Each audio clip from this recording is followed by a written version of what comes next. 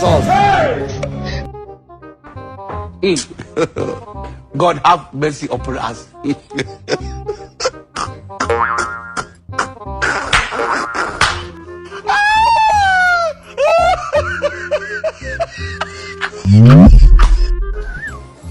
You get it?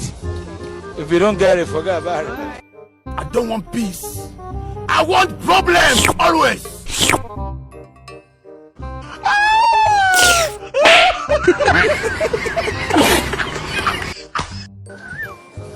You get it? চুরি আর ডাকাতি সবার কাজ নয়, এটাও এক ধরনের আর্ট। অবশ্য চুরি ডাকাতি কখনোই ভালো কাজ নয়। আজকের ভিডিওতে দেখবেন এমন কিছু বোকাচোর ডাকাত যারা কোনো প্ল্যান ছাড়াই চুরি করতে গিয়ে এমন সব কাণ্ড ঘটিয়েছে যা দেখে হাসি থামানোই কঠিন। তাই ভিডিওটি শেষ পর্যন্ত দেখবেন। প্রথমেই এই ক্লিপটি দেখেন। এখানে এক ডাকাত বন্দুক দেখিয়ে এই ভাইয়ের ফোন আর টাকা নিয়ে নেয়। এসব দেখে দোকানদার তার টাকা পিছনে লুকিয়ে ফেলে এবং ফোনটাও নিচে রেখে দেয়। এরপর ডাকাত তার পকেট চেক করে কিন্তু কিছুই পায় না। টাকা চাইলে দোকানদার বলে আমার কাছে কোনো টাকা নেই। তখনই তার ছোট ছেলেটা ডাকাতকে ইশারায় লুকানো জায়গাটা দেখিয়ে দেয়। ডাকাত ওখান থেকে টাকা নিয়ে দোকানদারকে উত্তম মধ্যম দিয়ে চলে যাওয়ার সময় ছোট্ট ছেলেটিকে তার ইনফরমেশনের জন্য কিছু টাকা কমিশনও দিয়ে যায়। এই ভাইটা স্যান্ডেল পরে আসে। এসে তার এই সাদা জুতাটা পছন্দ হয়। এরপর আর কি নিজের পুরনো জুতা রেখে নতুন জুতাটা নিয়ে চলে যায়। মানে সরাসরি চুরি না করে জুতা বদল। আপনার সাথেও কি এমন হয়েছে? কমেন্টে জানান। এখন একটু এই ডাকাতকে দেখেন। ভাই বিল্ডিং এ ঢুকে পড়ে এবং এসেই এই লোকটার ফোন নিয়ে নেয়। এরপর ওই লোকটা দুই হাত উপরে করে ভেতরের দিকে চলতে শুরু করে আর ডাকাতও তার পেছনে পেছনে যেতে থাকে। কিন্তু সিঁড়ি দিয়ে নিচে নেমে দেখে ওখানে মার্শাল আর্টের ট্রেনিং চলছিল।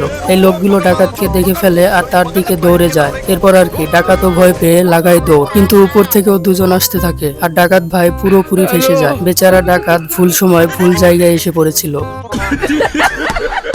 ভাইটা আরাম করে বসেছিল। তখনই দুজন ডাকাত চেহারা ঢেকে তার সামনে এসে বন্দুক দেখিয়ে মানিব্যাগ আর ফোন ছিনিয়ে নেয়। বেচারা পুরোপুরি ভয় পেয়ে যায়। আর অন্যদিকে দুজন ডাকাত ওখান থেকে চলে যায়। কিন্তু কিছুক্ষণ পর ওই দুইজন আবারও চলে আসে এবং তাদের চেহারা দেখায়। তখন জানা যায় এরা দুজন আসলে ওই লোকটিরই বন্ধু। দুজন হাসা শুরু করে। এখন টুইস্টটা দেখেন। বেচারা যখন দাঁড়ায় তখন দেখা যায় ভয় পেয়ে বেচারা পায়জামাতেই প্রস্রাব করে ফেলেছে। সত্যি ভাই, এরকম বন্ধুদের থেকে তো শত্রুও ভালো। ভাইটা স্টাইল মেরে লুটপাট করতে আসছিল, মনে হয় কোনো অনেক বড় গ্যাংস্টার। কিন্তু এরপর কি হয় দেখেন।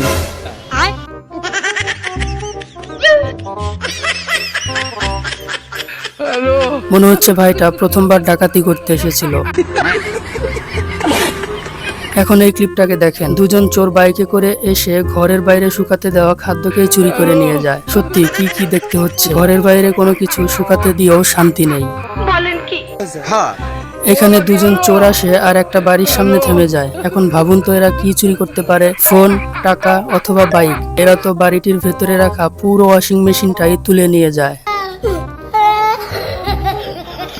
বিল্ডিং শপের এই ক্লিপটা দেখেন। একটা চোর ছাদ থেকে নিচে নামে আর সব থেকে আগে মন্দিরের কাছে গিয়ে প্রথমে মন্দিরে প্রসাদ খায়। এরপর এখানে ওখানে দেখতে থাকে কোনো কাজের জিনিস পাওয়া যায় কিনা। টেবিলের ড্রয়ার পুরোপুরি তল্লাশি করে একটা মোবাইল আর সামান্য কিছু টাকা পেয়ে পকেটে পুরে ফেলে। এরপর মোবাইলে চার্জ করে রিল্যাক্সে চলে যায়। মানে এই চোরটার নিয়ম হচ্ছে প্রথমে পেট পুজো, তারপর হাত ছাপায়।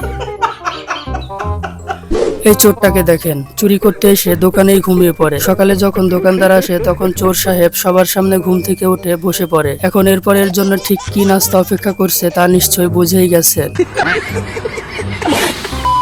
এখানে একটা লোক নিশ্চিন্তে তার ফোন ব্যবহার করছিল। তখনই দুজন ডাকাত বাইক নিয়ে আসে আর লুটপাট শুরু করে দেয়। বেচারা কিছু বুঝে ওঠার আগেই আরো দুজন ডাকাত এসে হাজির। এরপর আগের দুজন ডাকাত সহ এই লোকটির থেকেও লুটপাট চালায়, এমনকি ডাকাতগুলোর বাইকও নিয়ে চলে যায়। এই ভাই রিল্যাক্সে হেঁটে যাচ্ছিল। একটু সামনে গিয়ে আবার হঠাৎ পিছনে এসে ভাবে আশেপাশে এত কিছু থাকতে হেঁটে হেঁটে পা ব্যথা করবো কেন, একটা সাইকেলই নিয়ে যাওয়া যাক। আর একটা সাইকেল নিয়ে চলে যায়। চাচা আর এই লোকটা একটা শপের সামনে দাঁড়িয়ে ছিল। এর মধ্যে এই লোকটা চুপচাপ চাচার পকেটে হাত দিয়ে মোবাইল বার করে নেয় আর স্বাভাবিকভাবে দাঁড়িয়ে থাকে। কিন্তু চাচার তখন সন্দেহ হতে থাকে আর দ্রুত নিজের পকেট চেক করে দেখে ফোন গায়েব হয়ে গেছে। এরপর আর কি চাচা এই লোকটির হাত ধরে থামাতে লোকটা নিজে থেকে ফোন ফিরিয়ে দেয়। এরপর চাচা একে তার হাতুড়ের মতো হাত দিয়ে একটু প্র্যাকটিক্যাল দোয়া করে দেয়। এখানে এক ডাকাত একটা মহিলার ব্যাগ ছিনে নেওয়ার অনেক চেষ্টা করে কিন্তু নিতে পারে না। এরপর শেষমেশ ব্যাগ ছেড়ে দিয়ে পালাতে শুরু করে, কিন্তু যখন স্কুটিতে বসে স্কুটি ধারাম করে পড়ে যায়। এইসব দেখে আশেপাশের লোকজনেদের ধরতে দৌড়ে আসে। দুজন আবারও পালানোর চেষ্টা করে কিন্তু কিছুটা দূরে গিয়ে আবারও পড়ে যায়। এখন লোকগুলো পুরো মুডে এসে লাঠি দিয়ে মারতে থাকে, আর একটা লোক তো স্কুটির সিট খুলে ওটা দিয়ে চোরগুলোকে মারতে যায়। কিন্তু এত কিছুর পরও একটা ডাকাত সাহস করে আবারও স্কুটি নিয়ে পালানোর চেষ্টা করে, কিন্তু ডাকাত মশাই আবারও পড়ে যায়।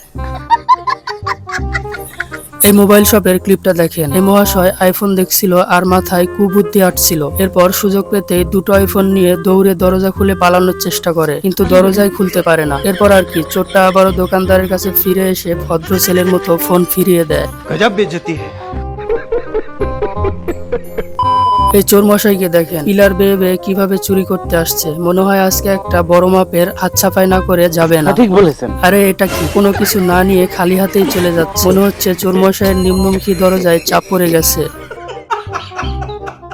এখন এই ক্লিপটা দেখেন। পেট্রোল পাম্পে একটা লোক এসে একটা জায়গায় বসে পড়ে। দেখে তো মনে হচ্ছিল যেন কারোর জন্য অপেক্ষা করছে, কিন্তু কিছুক্ষণ পরে লোকটা উঠে দাঁড়ায় এবং ওখানে থাকা দান বাক্সকেই উঠিয়ে নিয়ে দৌড়ে পালিয়ে যায়। ভাইটা হয়তো ভেবেছিল এতে পেট্রোল পাম্পের হাজার হাজার টাকা রাখা আছে। এখন একে কে বোঝাবে ওতে পেট্রোল পাম্পের টাকা নয়, বরং সামান্য কিছু দান খয়রাতের টাকা ছিল। তো দেখলেন তো কেমন কেমন লোক ঘুরে বেড়ায় চারদিকে। তাই সবাই নিজের নিজের জিনিস সাবধানে রাখবে, না হলে কে জানে কখন কে নিজের মনে করে তুলে নিয়ে যায়। তো বন্ধুরা, আজকের ভিডিওটা এখানেই শেষ করছি। ভিডিও ভালো লাগলে লাইক কমেন্ট করতে ভুলবেন না।